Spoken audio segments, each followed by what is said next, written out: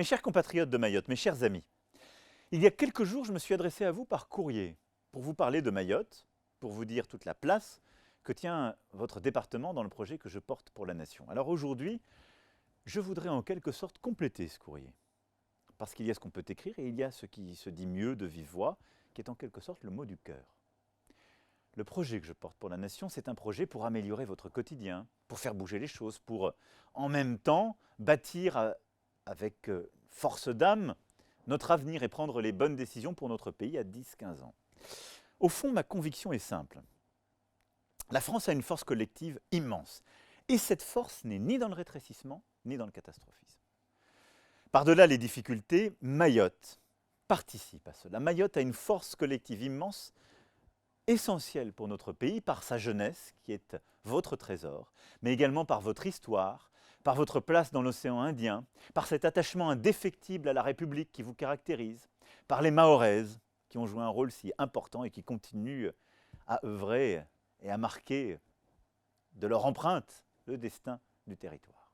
C'est pourquoi je veux vous redire mon engagement à vous protéger, à vous soutenir, à continuer à faire bouger les choses, pour vous d'abord, pour améliorer votre quotidien.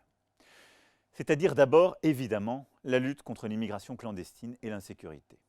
Depuis 5 ans, nous avons conduit des efforts sans précédent, en renvoyant chez eux plus de 100 000 clandestins, 100 000, en augmentant les effectifs de police et de gendarmerie de près de 40%, en luttant contre l'habitat illégal, et rien qu'en 2021, nous avons détruit 1600 habitations qui étaient construites de manière totalement illégale sur le territoire. Nous poursuivrons, nous renforcerons la lutte contre la délinquance qui mine votre quotidien. Nous durcirons aussi les conditions d'accès à la nationalité. Tout ça, c'est ce que nous avons fait et c'est ce que nous allons continuer de faire. Vous le savez, l'opération Shikandra a déjà son efficacité, je veux la maintenir, encore la renforcer, et je veux que ce que j'ai proposé il y a quelques semaines soit pleinement mis en œuvre pour que l'accès à la nationalité soit durci. À côté de ces sujets d'immigration, d'insécurité, de quotidien, il y a évidemment le défi des droits sociaux. Pour que la convergence sociale se fasse plus vite, pour des droits alignés en matière de retraite, de protection sociale, de SMIC, de soutien aux personnes en situation de handicap. Donnons-nous un objectif pour y parvenir, d'ici 2031, 10 ans.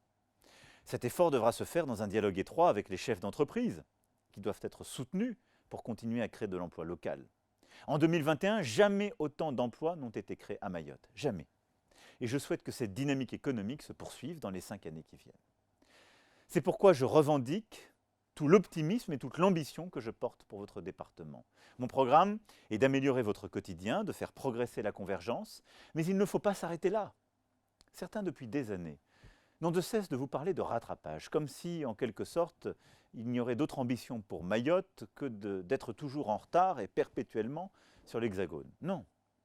Les mêmes ont d'ailleurs plaisir à enfermer les Outre-mer dans le passé, dans les constats catastrophistes, faciles, comme pour ne pas parler des difficultés du quotidien que vous rencontrez. Ces difficultés, il y en a, je viens de les évoquer avec quelques solutions. Pour autant, il y a aussi des opportunités. C'est pourquoi mon programme est d'accompagner Mayotte pour que votre département soit en avance sur les défis de demain en s'adaptant toujours au mieux aux réalités locales dans une logique d'émancipation. Ces défis, nous les connaissons. Ce sont bien sûr tous les défis liés au développement du territoire. Ce projet de piste longue qui sera mené à son terme, j'en sais l'importance, je vous ai entendu. Comme je l'ai dit en 2019, un second hôpital sera construit dans le sud du territoire pour faciliter l'accès à la santé des Mahorais du centre et du sud. Nous renforcerons nos moyens, notamment en matière d'ingénierie, pour accompagner vos élus dans la réalisation de leurs projets concrets pour vous. Pour améliorer votre accès à l'eau, nous mettrons en œuvre la feuille de route conclue en 2020 et qui fait suite au plan d'urgence financé par l'État en 2018. Je souhaite encore accroître les capacités administratives propre à Mayotte. C'est pourquoi nous continuerons d'investir massivement dans la construction d'écoles, de collèges et de lycées, car l'île a besoin d'une jeunesse éduquée et formée. Après la création d'un rectorat, d'une agence régionale de santé de plein exercice, nous renforcerons aussi l'autonomie de l'université pour répondre à nos objectifs sur la formation et l'insertion de nos jeunes. Les défis de demain pour Mayotte, c'est encore l'autosuffisance alimentaire, c'est la transition énergétique, c'est le virage vers l'écotourisme, c'est l'économie bleue. Tous ces sujets participeront directement à la création d'emplois rémunérateurs, y compris pour les plus jeunes. C'est en effet la seule réponse à la hauteur pour lutter contre la vie chère, en complément du travail que nous avons engagé sur tous les leviers, la concurrence, le coût du logement, le coût des importations, le coût du fret, mais également l'octroi de mer sur lequel je souhaite ouvrir le débat, en particulier pour les produits de première nécessité. En complément, nous devons réfléchir à un nouveau modèle de défiscalisation pour financer les investissements de demain. Vous le voyez, plutôt que des pansements pour réparer imparfaitement, je vous propose de poursuivre, d'intensifier le travail et surtout d'ouvrir des chantiers nouveaux pour bâtir l'avenir et construire des réponses dans la durée aux problèmes que nous connaissons. Voilà, en quelques mots, mes chers amis de Mayotte, ce que je voulais partager avec vous. Il y a 5 ans, les Françaises et les Français m'ont fait confiance. Et en 5 ans, vous avez appris à me connaître, moi aussi. Et vous savez tout l'engagement que j'ai à l'île, le parfum, l'engagement que j'ai à vous défendre. Vous l'avez éprouvé dans les crises que nous avons traversées.